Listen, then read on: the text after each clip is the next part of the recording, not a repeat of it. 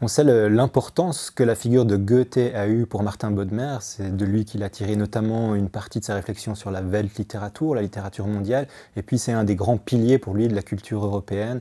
Et il s'est intéressé toute sa vie à l'œuvre de Goethe.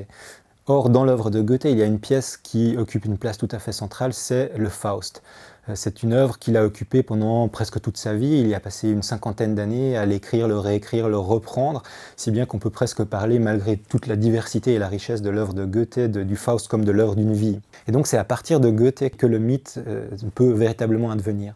Et donc c'est sur ce texte de Goethe, ce texte en deux parties, ce texte qu'il a occupé pendant 50 ans, c'est sur ce texte que Martin Bodmer va focaliser une attention considérable, puisque la fascination qu'il a pour ce texte l'invite à chercher évidemment à matérialiser cette fascination sur les rayons de sa bibliothèque. Quand Martin Bodmer aime un texte, généralement ça se retrouve sur ses rayons de bibliothèque, et il a recueilli, rassemblé, collecté une série impressionnante de Faust de Goethe.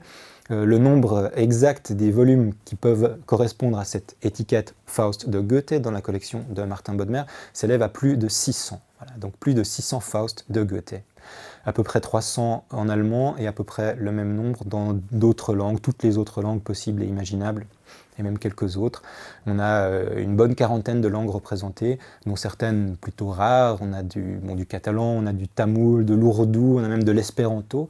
Et donc ça donne une sorte de cartographie qui est aussi évidemment chronologisée, puisqu'on a toutes ces publications qui se suivent et que Martin Bodmer acquiert petit à petit, qui permet de montrer comment ce texte s'est diffusé à travers le monde.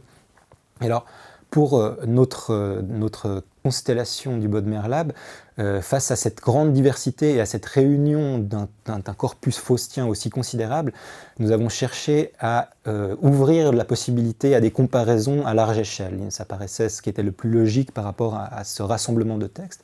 Donc ces comparaisons, nous avons décidé de les orienter sur 3 axes en particulier. Le premier, c'est celui de la diversité des langues et puis de la diffusion mondiale de ce texte. Le deuxième axe, c'est celui de la diversité des traductions dans une langue donnée.